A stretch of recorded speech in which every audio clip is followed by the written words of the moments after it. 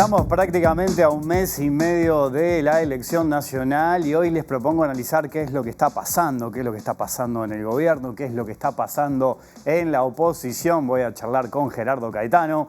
Bienvenidos, bienvenidos. Así comienza la DOE. Le pedí al presidente de la República que sea parte del equipo e integre nuestras listas al Senado. Y Luis se comprometió a acompañar este proceso. La primera instancia de la reforma fue la LUC, un grupo de expertos. Después, un anteproyecto. Yo se lo llevé personalmente al Frente Amplio, no sé si se acuerdan que fui a la casa del Frente Amplio a llevarle el anteproyecto. Se trató en las dos cámaras. Se convocaron como 80 delegaciones. Se votó en contra, no se aportó, no se reformó durante 15 años de gobierno y ahora dicen que se va a llamar un diálogo social. No creo que tenga efecto electoral positivo para los impulsores del referéndum y sí creo que tiene un efecto negativo para el amparo nacional. No tengo la bola de cristal, pero si me hicieran hacer un pronóstico, el costo político lo paga el que genera incertidumbre y no el que genera certezas, en este caso el que hizo la reforma de la Seguridad Social.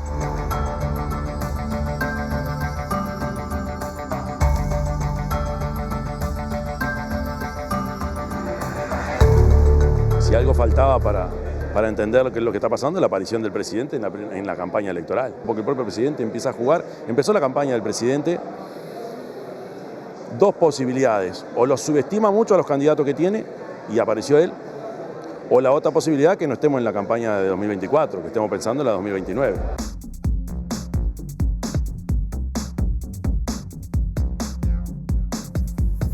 Siempre es un gusto recibirlo, conversar con él, con el historiador y politólogo Gerardo Caetano. ¿Cómo andas, Gerardo? Un gusto tenerte por acá. El gusto es mío, realmente. Bueno, hacía pila que no hablábamos. Hacía pila, Me acuerdo que había cerrado el año contigo. El año pasado lo cerré contigo. Sí, hablamos precisamente de política. Nos recomendaste libros para el verano. Exactamente. Las novelas aquellas. Exactamente. Digo que ya una la leí. Las otras las había leído, pero seguí tu recomendación para el verano. Muy bien. Viste que cambié todo ahora, ¿no? Bueno, cambié el formato. Innovación. Todo. Viste, Gerardo, que siempre está como esa idea de que la política hoy en día es como una campaña permanente, ¿no? Todo el tiempo se está haciendo campaña, pero también en este momento es como que nos estamos quejando de que no hay ideas, que no hay intercambio. ¿Cómo lo estás viendo?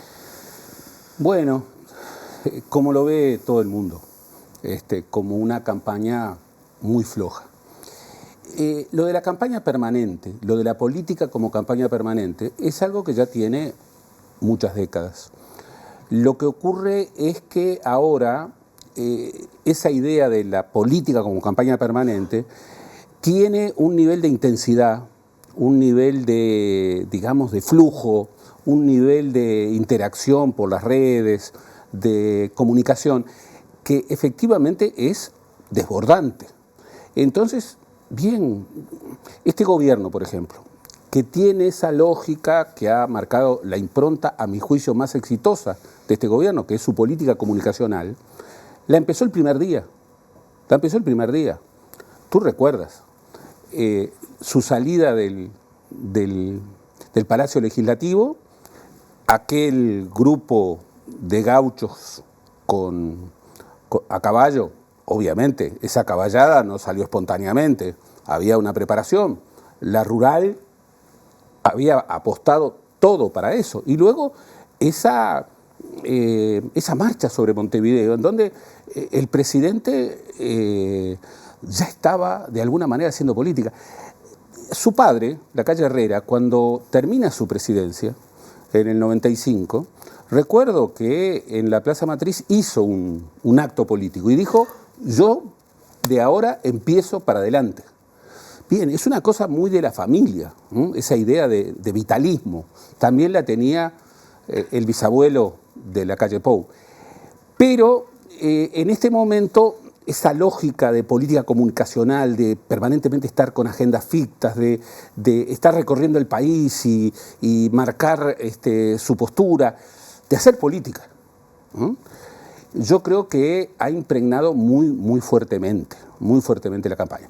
¿Que la campaña es floja solamente por eso? No, claro que no. Faltan ideas, faltan propuestas. Y, ojo, yo no sobreestimo el espacio de las ideas, más bien tengo de manera creciente una antropología realista. Hay muchas ideas que no pueden captar el pulso popular y no idealizo la visión de los dirigentes políticos. Pero, bien, desde esa antropología realista veo que esto ha sido y viene siendo muy flojo. Si tú imaginas desde junio, desde marzo para acá, desde la operación de Celeste, para acá es una cosa, y antes, desde el 2022 para acá, una sucesión interminable de escándalos que no han tenido respuesta. Entonces, efectivamente, hay un desgaste, yo creo que en la población existe ese desgaste, todos los días vemos una interpretación de ese desgaste. Hoy leía a Delgado decir, bueno, es que las mayorías silenciosas no se están expidiendo, se van a expedir el 24 de octubre. Bueno, es una interpretación. Veremos. Cuando hablabas de la calle Pou, ¿no? Pensaba en lo siguiente, pensaba en su liderazgo. Viste que desde la oposición están señalando que se está metiendo en la campaña, que él sale a jugar su partido. Algunos entienden que eso lo hace porque su fórmula no es tan potente, la del Partido Nacional. Y por otro lado también pienso en la interna del Partido Nacional, en su liderazgo. Da la sensación que él se quedó prácticamente con todo el Partido Nacional. Y allí siempre está eso de que un partido para ser fuerte tiene que tener dos alas fuertes. ¿Cómo lo estás viendo eso? Y sobre todo el Partido Nacional. Yo efectivamente creo que en esa zona gris, en donde nuestra Constitución es muy clara, el presidente no puede hacer política y el presidente la está haciendo, hay que ser justo. Y desde que tengo memoria, todos los presidentes que he visto han hecho política durante el año electoral. De mayor manera, de menor manera, con más cuidado o menos cuidado. Yo he dicho que la calle Pou se encuentra entre aquellos que lo han hecho con menos cuidado, se le nota mucho. Y yo creo en buena medida que eso es la contracara de un candidato y de una fórmula, bueno, muy débil, que en primer lugar no termina de convencer a los propios nacionalistas, como ha sido por demás visible. Efectivamente, el Partido Nacional, desde el siglo XIX para acá, pero pongamos la política moderna a partir de la Segunda Constitución, siempre fue dos alas. Y desde 1920, en donde por primera vez es elegido presidente del directorio del Partido Nacional, Herrera, o el herrerismo, era una de esas alas. Generalmente en mayoría, hubo un periodo entre 1971 y 1988, la muerte de Wilson Ferreira, en donde el ferreirismo, que es una cosa muy distinta al herrerismo, prevaleció dentro del partido, y prevaleció de manera muy nítida. Pero luego, con la presidencia de la calle Herrera, volvió esa hegemonía herrerista. Pero nunca hubo una hegemonía tan fuerte. Hoy lo estamos viendo. Hay quienes dicen, no, pero es otra cosa. Una cosa es la 71 y otra cosa es la 40, la 404. Bárbaro, pero estamos viendo estos últimos días que desde la 71 se pasan permanentemente a la 40, a la 5, a la 404. O sea, un eje ideológico no existe. Y estamos viendo algo que tal vez no incorporamos en su magnitud. Nunca antes un presidente en ejercicio había liderado todas las listas de su partido. Esto es muy fuerte, muy fuerte. Es un liderazgo muy consolidado. Uno diría, bien, es un factor a favor, más o menos, porque el Partido Nacional siempre tuvo esas dos alas para crecer. Hoy tiene una sola ala y muy homogénea, más allá de matices. Yo creo que el herrerismo históricamente nunca pasó el 30%. Y bueno, yo esperaba que, con la situación que se daba, el herrerismo el Partido Nacional herrerizado iba a poder tener un poco más, pero las encuestas parecen no estar tan claras. Y en todo caso, no está creciendo como se presuponía. Lo que termina afirmando que un liderazgo tan monopólico no le hace bien al Partido Nacional. ¿Cómo estás viendo la oposición a la fórmula del Frente Amplio? Por ahí también desde el gobierno se lo critica a Orsi porque dicen que no es claro cuando habla, que no se la juega demasiado. Le están diciendo que quizás la campaña le puede llegar a quedar largo porque va a tener que arriesgar en un momento. El Frente Amplio presentó 48 prioridades que entiende tiene que llevar adelante si es gobierno. Pero ¿cómo estás viendo la oposición ahí? Yo la estoy viendo como una campaña que requiere una inflexión. No es una campaña que exprese convicción transformadora. Y particularmente no expresa convicción transformadora el candidato presidencial. Yo creo que ahí hay una táctica, hay una estrategia. Cuanto menos hables, mejor te va a ir. Yo creo que esa es una estrategia que puede ser, digamos, prudente, pero a veces lo más prudente, decía Wilson Ferreira, termina siendo lo más imprudente. Yo creo que no diría silencio, pero esta salida complicada de Yamandú Orsi no lo está ayudando y que este momento de la campaña tiene que marcar una inflexión en donde el Frente salga y su fórmula salga mucho más clara, mucho más firme. Veo que, por ejemplo, la candidata a la vicepresidencia, Carolina Cose, o otras figuras, claramente el Pacha Sánchez y Blanca Rodríguez, salen con otra potencia, salen con otra firmeza. No veo acompañando ese nivel de convicción y ese nivel de firmeza al candidato. Supongo que eso forma parte de una estrategia, pero lo que diría como resumen es que eso no le está haciendo bien a la oposición y al Frente Amplio y que lo que parece prudente, parafraseando una vez más a Wilson Ferreira, finalmente puede terminar siendo lo más imprudente. ¿Lo condiciona el Frente Amplio, por ejemplo, el plebiscito de la reforma de la seguridad social con sus distintas posturas en la interna? Yo creo que no. A esta altura creo que no. ¿Por qué? Primero, había una clave muy importante que era cómo se iba a expedir Carolina Cose, la compañera de la fórmula. Y Carolina Cose, con sus tiempos y demás, era bastante obvio que tenía que respaldar el plebiscito antes del pronunciamiento de las internas, pero luego se pronunció categóricamente. Entonces, bien, como ha dicho, y yo lo reitero porque me parece muy ajustado, como lo ha dicho el economista Esponda de La Diaria, esta es la reforma constitucional, nada menos que en temas de seguridad social, con menos apoyo político y con menos apoyo técnico. No tiene la unanimidad claramente del movimiento sindical. La mayoría del Frente Amplio, la gran mayoría del Frente Amplio, está en contra. Por supuesto, el electorado no lo maneja ni el movimiento sindical ni los partidos. Nadie tiene los votos abajo del hombro, pero influyen. Por ejemplo, el ensobrado para una reforma constitucional históricamente ha sido siempre un elemento clave. Eso me hace suponer, y las encuestas, la evolución de las encuestas se están yendo en esa dirección, que la reforma no va a salir. Y que quiénes son los que de alguna manera refuerzan esta idea de la discusión de la reforma de la seguridad social como clave de campaña. Por un lado, el oficialismo. Y bueno, y creo que ahí ellos suponían y suponen que ese es uno de los instrumentos claves para pelear el voto. Pero luego adentro del Frente Amplio es obvio y es razonable que el Partido Comunista haga hincapié en eso. ¿Por qué? Porque su gran estrategia de acumulación de votos es justamente reforzar la convocatoria al plebiscito por la reforma social. Pero no creo que la coalición de gobierno esté,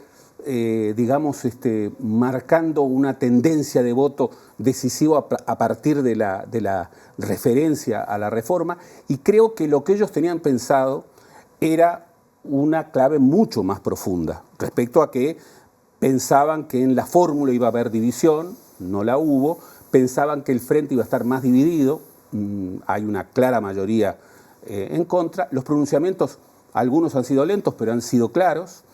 De modo que no veo el problema de la reforma. Obviamente, la coalición va a seguir insistiendo sobre eso. Uno cuando ve los episodios que se vienen dando en el último tiempo en la política uruguaya puede pensar de que hay una nueva forma de hacer política, ¿no? Y en esta campaña pienso en Ojeda. Ojeda, entregó algunos elementos distintos si comparamos con otras campañas y otros candidatos. ¿Cómo ves la interna del Partido Colorado y cómo lo ves el fenómeno de Ojeda?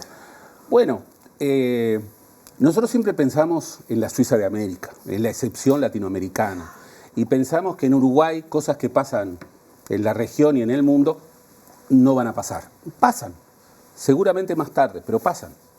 La estrategia de Ojeda, y acá hay un elemento muy clave, Ojeda ya el año pasado, en el primer semestre del año pasado, de pronto dijo: mi referente en política es la calle Pou.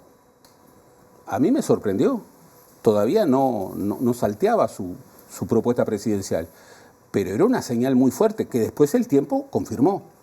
Bien, si su referencia es la calle Pou, es lógico que su gran apuesta política es el núcleo comunicacional. Es lógico que su apuesta respecto a la coalición sea autopercibirse como un nativo coalicional y plantear de que los muros entre los partidos tradicionales están bajos. Claro, hay ciertos extremos a los que se llega, y yo pienso que aún con nueva política y demás, hay momentos en los que el límite entre lo razonable y el ridículo es un límite fuerte. Y me parece que esto que hemos visto y que es sobreinterpretado, a mi juicio, como, la idea de una apuesta a ser conocido, una apuesta a marcar la agenda de las redes, una apuesta a un electorado joven que maneja esas emociones, esa idea de la percepción dominando sobre las razones, bien, tiene un parecido con lo que hemos visto que es la estrategia política y comunicacional predominante en la calle Pou. Uno podría decir, Ojeda se inventó como un lacalle Pou adentro del Partido Colorado. ¿Le va a dar resultados? Yo creo que quien se queda con la mayoría de la bancada colorada en octubre va a ser Bordaberry, va a ser Pedro Bordaberry. Y creo que eso, en buena medida, tiene que ver con esta idea de que Bordaberry, frente a esto, ha sido muy cauto, lo tiene que ser, pero se ha marcado otra opción. Pero decís que Bordaberry lo está condicionando a Ojeda en esta campaña. Ojeda se condiciona a sí mismo. Ojeda hace una apuesta muy clara. Yo a veces me imagino cómo Robert Silva estará acompañando a Ojeda, porque Robert Silva, a quien conozco, tiene un perfil personal completamente alejado. Yo conozco a Ojeda desde hace mucho tiempo. Ojeda era un vallista tradicional, un hombre que creció en el Foro Ballista. En la pasada elección jugó un poco oportunistamente con Talvi, pero ahora es una explosión. Es una explosión. Y obviamente que el libreto de campaña es un libreto comunicacional, es un libreto que le hacen estos gurúes de la nueva política, en lo que obviamente en el mundo se ve y tenía que llegar al Uruguay.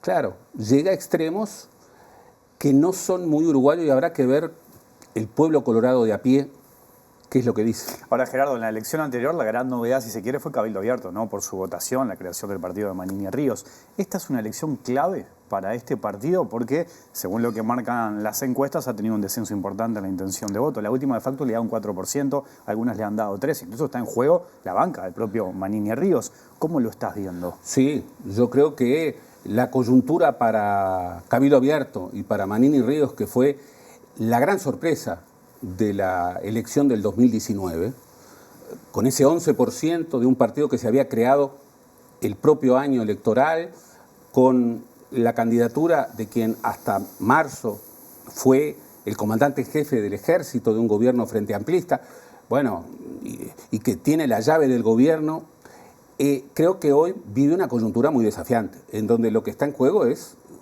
su supervivencia en términos competitivos. Creo que va a votar mal.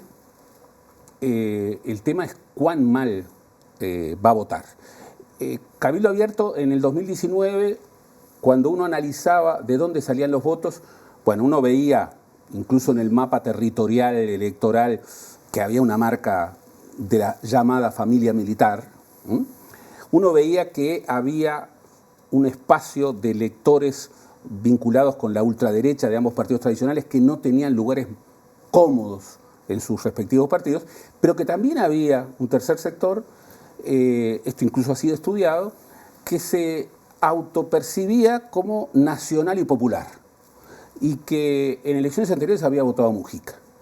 Bien, hoy de esos tres componentes del electorado del 2019 prácticamente le queda uno y habrá que ver cuánto le queda, porque gente que proviene del viejo mujiquismo, no creo.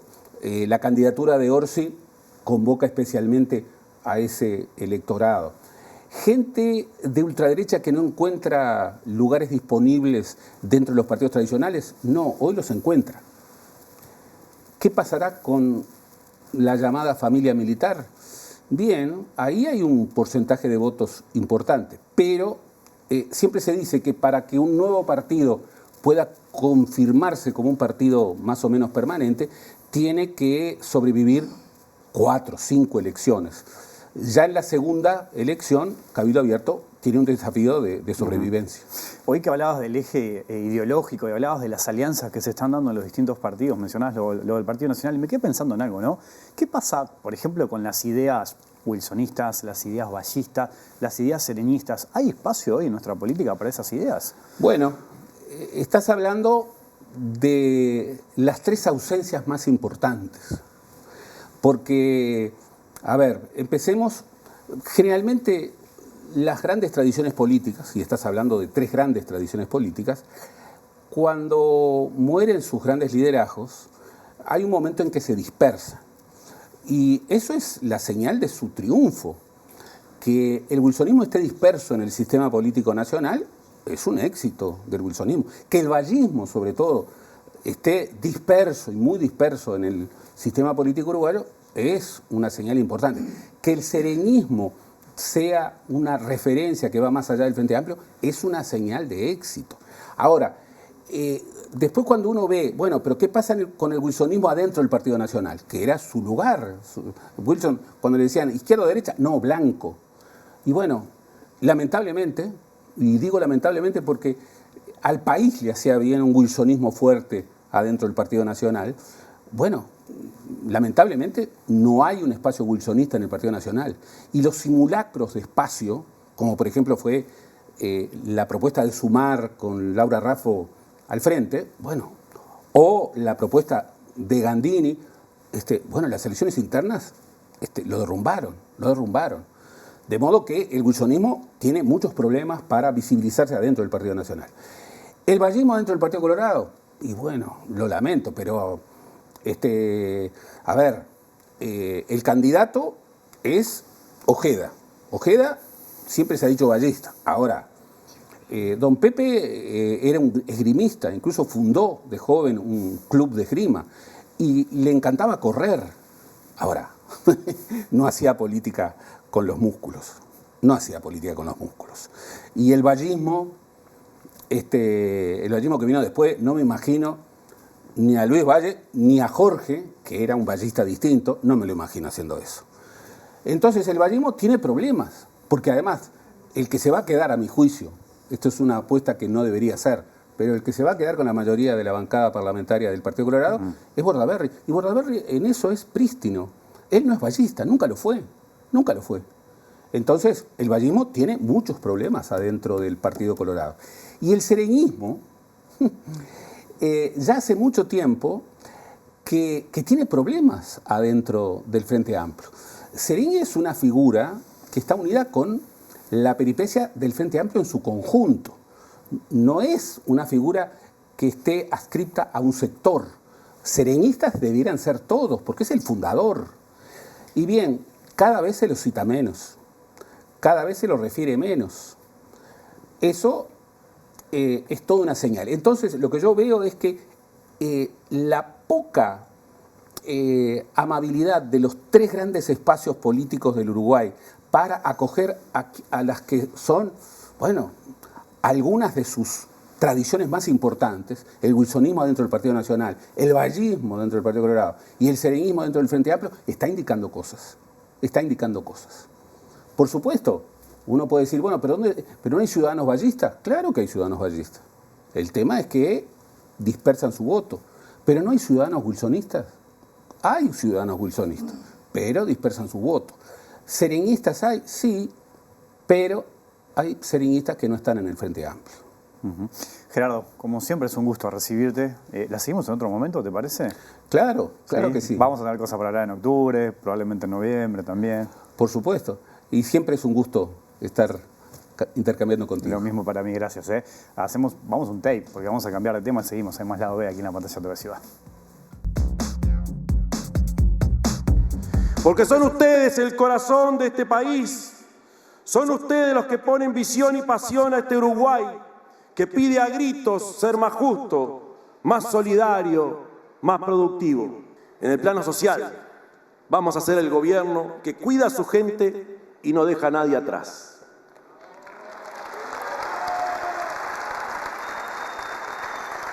Implementaremos un apoyo de 2.500 pesos a las familias con niños y niñas que vayan a centros de educación inicial, jardines y escuelas de la ANEP para el arranque de las clases. Vamos a duplicar la cobertura de niños y niñas en jardines y escuelas de tiempo completo o extendido. Vamos a multiplicar por 5 la cantidad de becas para estudiantes de enseñanza media de centros educativos públicos.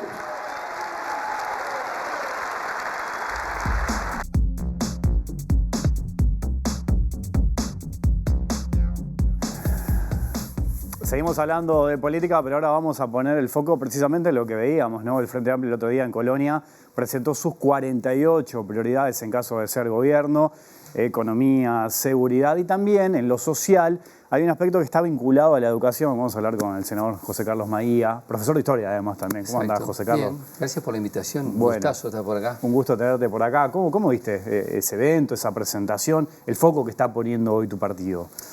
Bueno, lo vi muy bien, me gustó mucho la actividad, nos ayudó el clima, además estuvo espectacular. El lugar es bastante mágico porque por la historia que tiene. El Real de San Carlos, ¿no? Exacto, el Real de San Carlos. O sea, como que estaba todo muy bien, muy buena energía en la gente y creo que el Frente hizo bien en presentar estas propuestas. Son prioridades, en algunos casos son medidas concretas y ayudan en una campaña que en esta etapa debe entrar con mayor precisión para que la gente, bueno, cuando esté en esta etapa de decisión, que esté en las listas en las calles y demás, sepa a qué asirse cuando vota, a qué partido. En tema de educación vinculado a lo social, ¿no? Se habla, por ejemplo, de extender bonos, de asistencia a familias con niños también en edad escolar. Se habla también, entre otros puntos, de extender los centros de tiempo extendido, ¿no? Valga la redundancia. Este gobierno tiene una reforma, una transformación educativa que ha impulsado. ¿Cómo se toma eso? ¿Condiciona lo que ha hecho este gobierno al momento de plantear las propuestas? Yo no soy de la idea de reinventar la rueda. Es decir, si acá hay un gobierno que tomó sus prioridades, obviamente yo no estoy de acuerdo con muchas de las cosas que se hicieron, pero no porque vino otro gobierno yo tengo que empezar a demoler o denostar lo que vino de antes. Eso como criterio general. Lo segundo, considero que las políticas exitosas son aquellas que trascienden administraciones y el Uruguay tiene algunas. Por ejemplo, hoy en la tarde estuve en Ceibal visitando sus instalaciones, viendo todos los programas que hace. Y bueno, Ceibal es sinónimo de una gran política pública que inició el Frente Amplio y que este gobierno siguió. Las escuelas de tiempo completo y después de tiempo extendido tuvieron su punto de auge fundamental en lo que fue la segunda década del 90, a partir de Germán Rama. El Frente las asimiló y las multiplicó muchísimo. Entonces, hay diferencias en cuanto a el involucramiento de los actores educativos, que no los hubo adecuadamente en esta administración. En lo presupuestal, bajó el presupuesto dedicado a la educación, hay más estudiantes por aula, hay una cadencia menor en los salarios y hay menos cantidad de horas. Entonces tenés una educación que en algunas cosas vas a tener que reconstruir una mística educativa pública más intensa, más de larga duración, y en otros casos, habrá que medir cuáles son nuestras propuestas y su impacto más inmediato. O sea que se debería evaluar en el primer año lo que pasó con esta transformación y a partir de allí cambiar. Yo creo que hay cosas que puedes cambiar antes, ¿no? Por ejemplo, lo que se mencionaba ayer en estímulo económico para que mejore la asistencia en la primera infancia, es una medida concreta que empieza en marzo.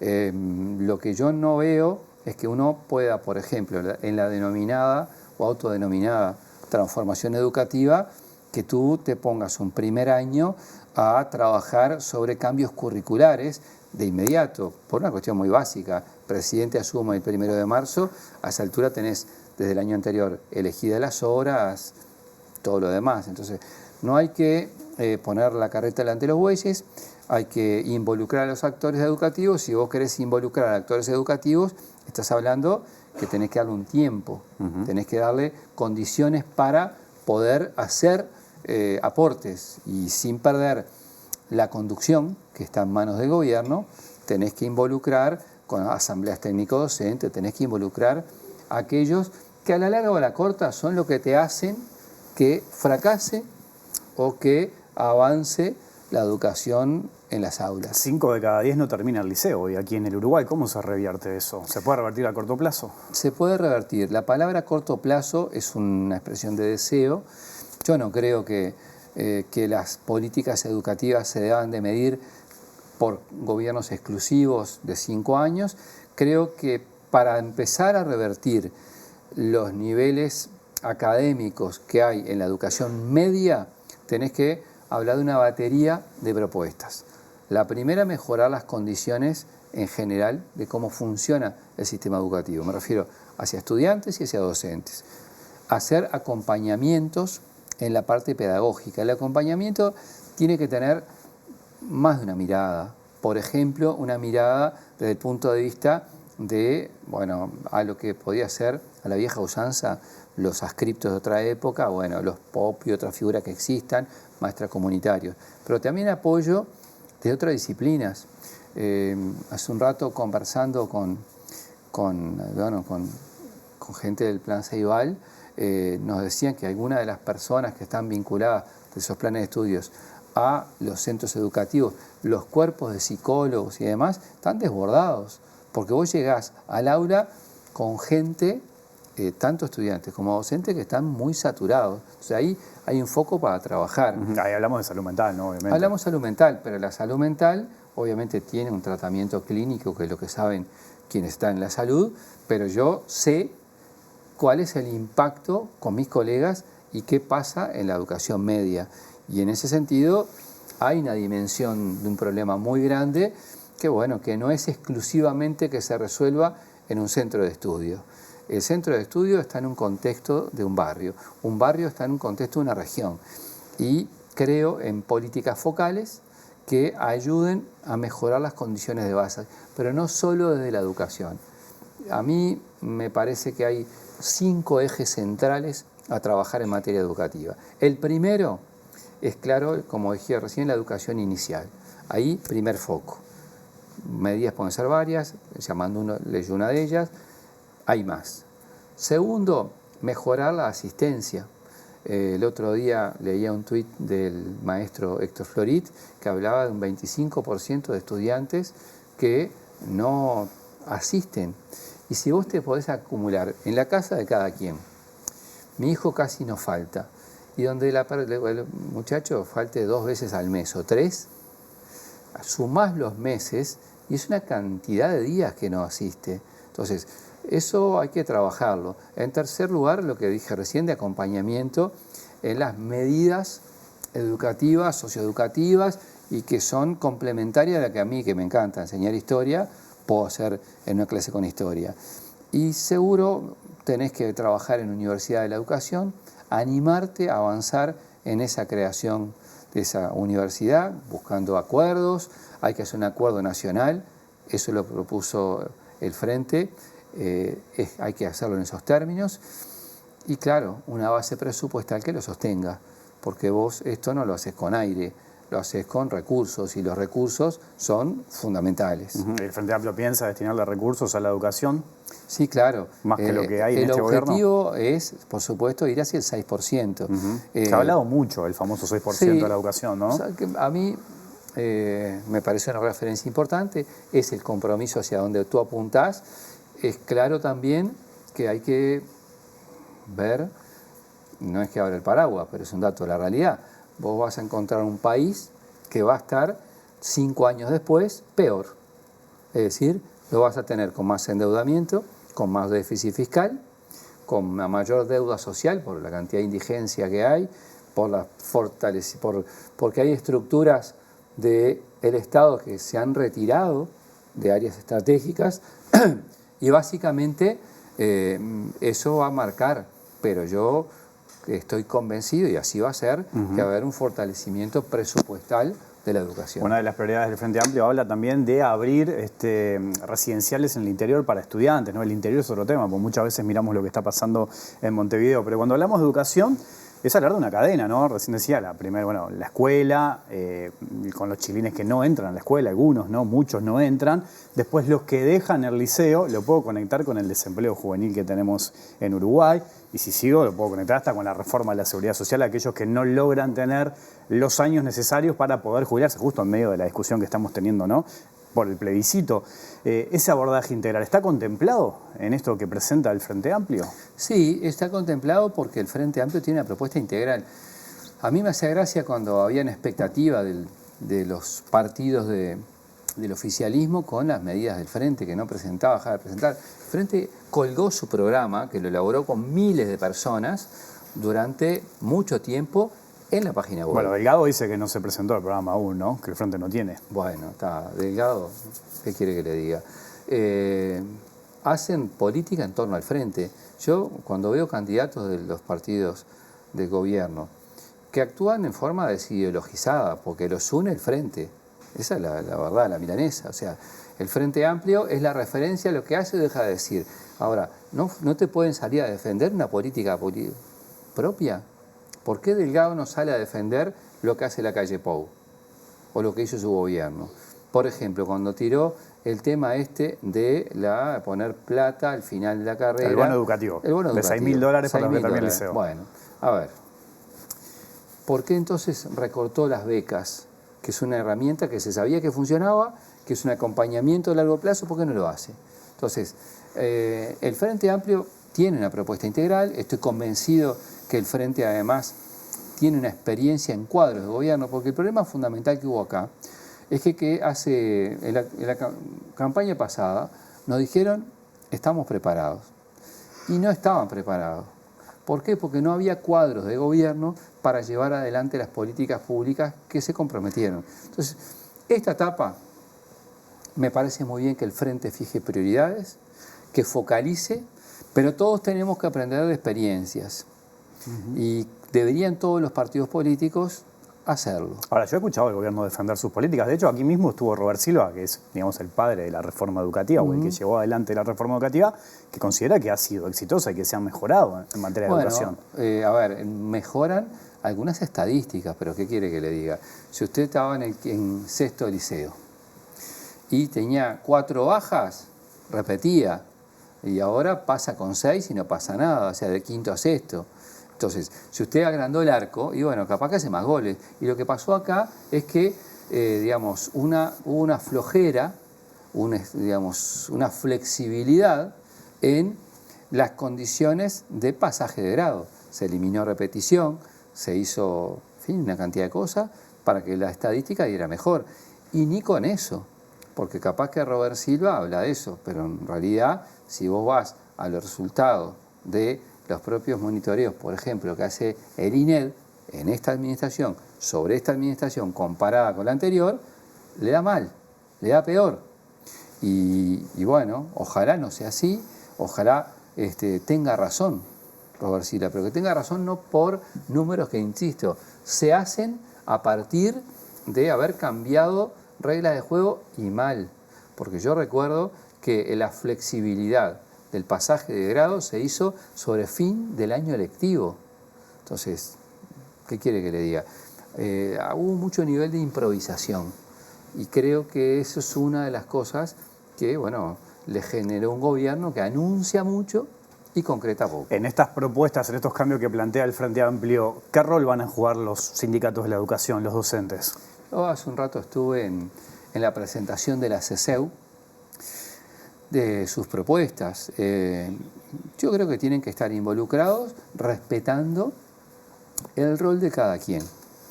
Los sindicatos hacen propuestas y son bien recibidas las propuestas. Quien decide sobre las políticas públicas es el gobierno y la ANEP en particular. Ahí es donde está focalizado. Entonces, además hay cosas que son bastante anecdóticas, ¿no? Por ejemplo, este gobierno logró un acuerdo con COFE y con los sindicatos de la educación por gran parte de este periodo, cosa que no logró el Frente Amplio en 15 años. Se hizo un acuerdo, COFE, con el actual gobierno de la calle Pou, que no logró el Frente o los sindicatos de la educación, ni con Tabaré ni con Mujica.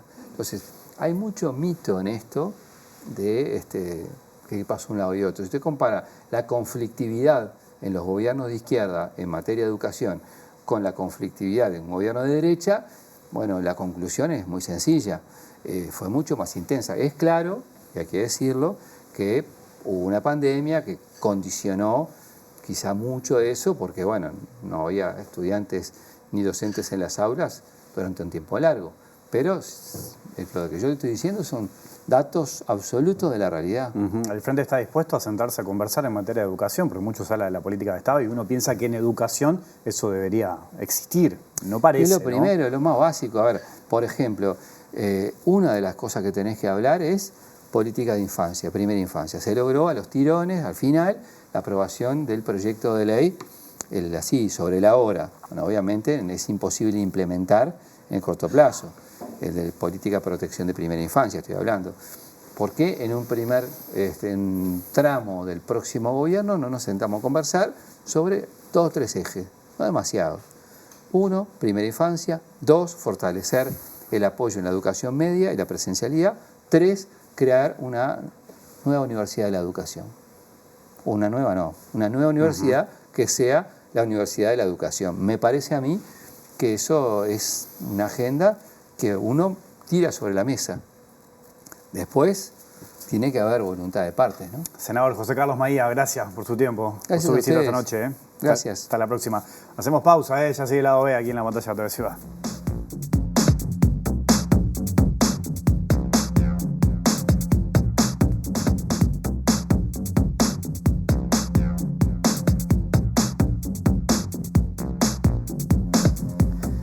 Vuelvo para decirles que ya se viene Mirá Montevideo aquí en la pantalla de TV Ciudad. Nosotros volvemos mañana. Que pasen bien. Chau.